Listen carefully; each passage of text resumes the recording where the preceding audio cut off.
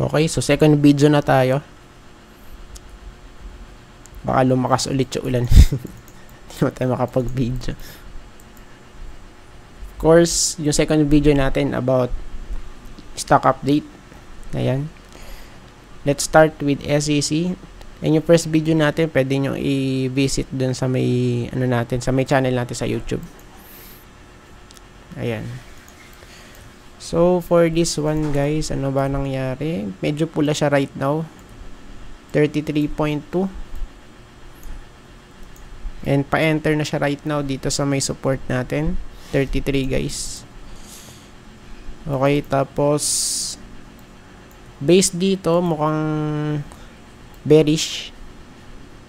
Since crossover to. And tingnan na lang natin kung talagang magka-crossover nga, ano. Ayan. And of course, this is very crucial for SCC. Ayan, kasi medyo hirap dito, no? And personally, kung titignan natin, medyo sideways to dito. Ito sa area na to. Diba? So, medyo nagbabound siya rito. So, it means, pag ganitong setup, meron na tayo ditong support saka resistance. So, it means, pwedeng bumalik dito, guys. Ayan, sa may 31.65. So, just in case lang, ano, na malalaglag. So, pwede rito. Ayan. And overall, same pa din naman yung, natin dito, pattern.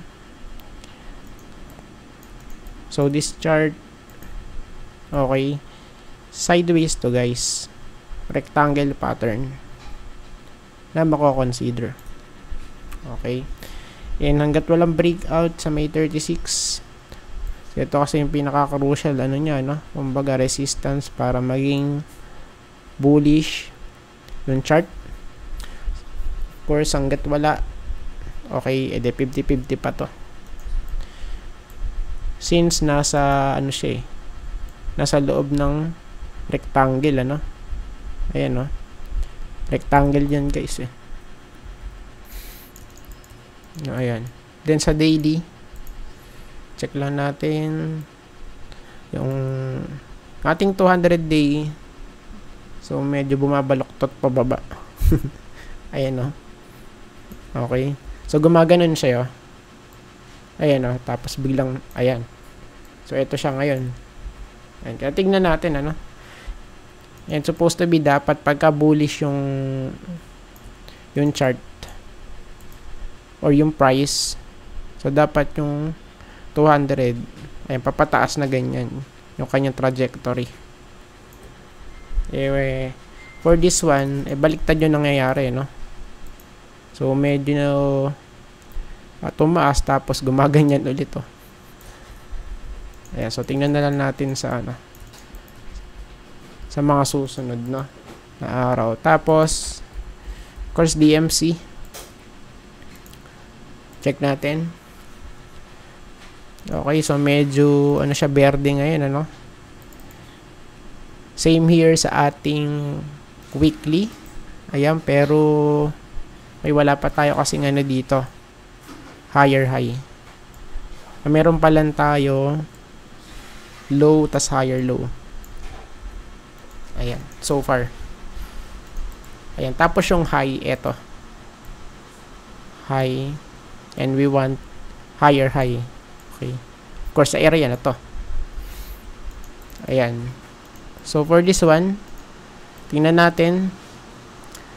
Or kung talaga hindi na dito, magre-revisit sa support sa horizontal 10.7. Goods lang. Kasi yung natin dito, magiging target natin,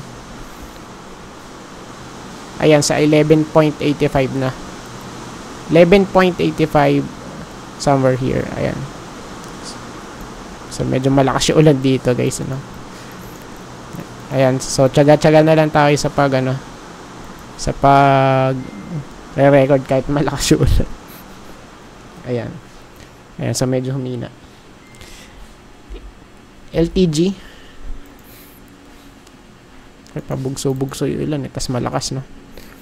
So, dito naman, ang nakikita natin, So, halos nag-retest lang dito sa may trend line. Ayan, sa diagonal. Yung black line na to. Ayan. So, black line. Retest lang. And right now, titingnan natin. Medyo namumula na to eh.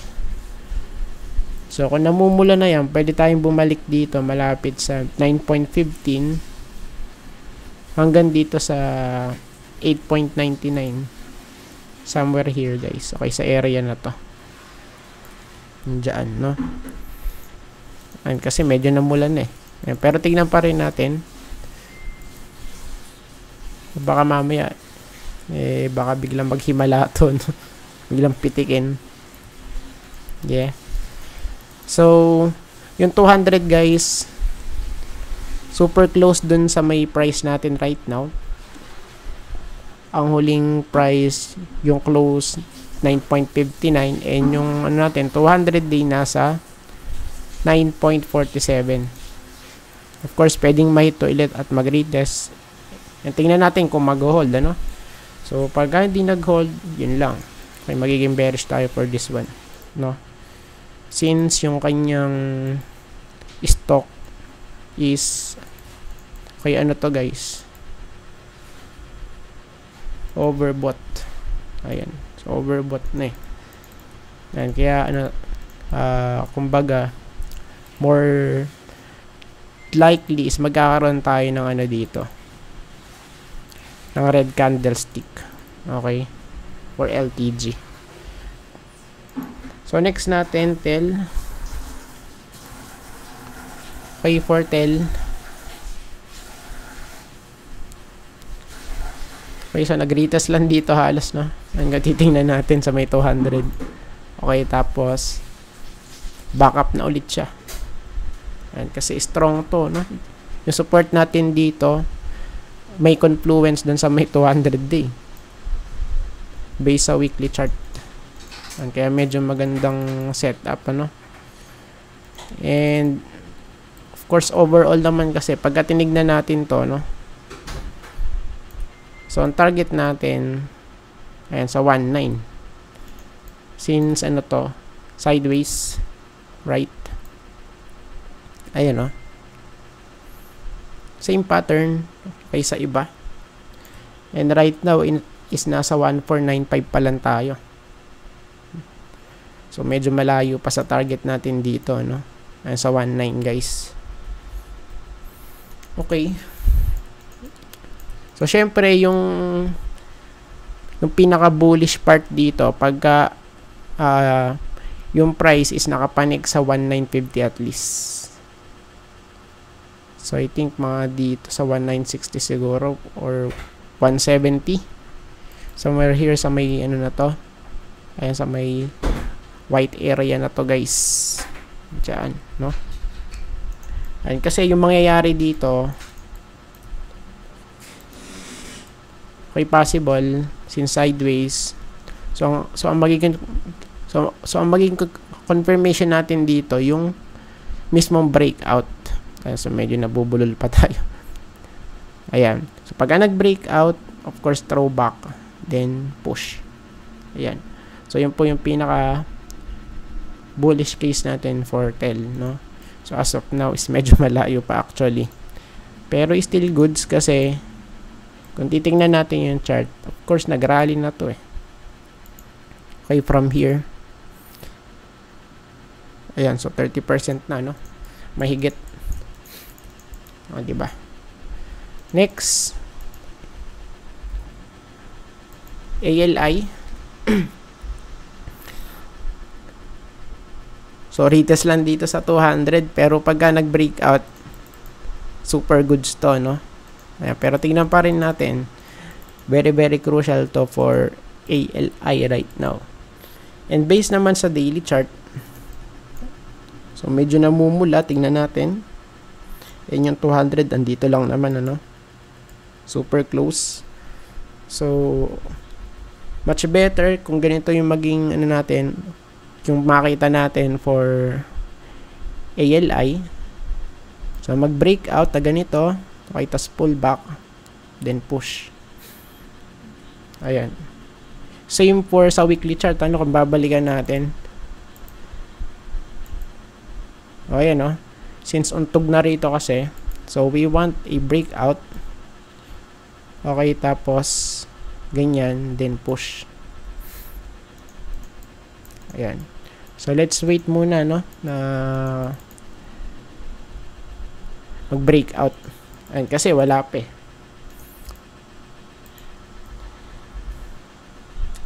Ayan, and for globe, so tignan natin. For this one is medyo interesting to, no? Ayan, kasi so right now green yung kanyang ano eh, yung kanyang candlestick dito sa weekly, ano? Okay, tapos nag-hold sa may support na sinabi natin. Goods to, ayun, no? Solid, ayun, no? Nag-bounce kasi may support, guys. So pagka na-sustain to, pwede tayong mag-retest sa 2-2. Yan, sa may green box na to, ano? Kung masusustain to.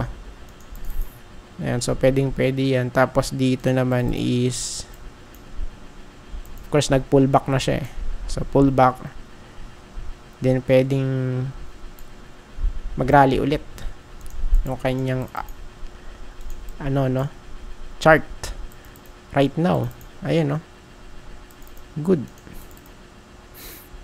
O, ayan. Then, of course, yung ating, yung double bottom natin, N8 na yung target niyan. No? Ayan. So, malapit sa 2-1, 2-1.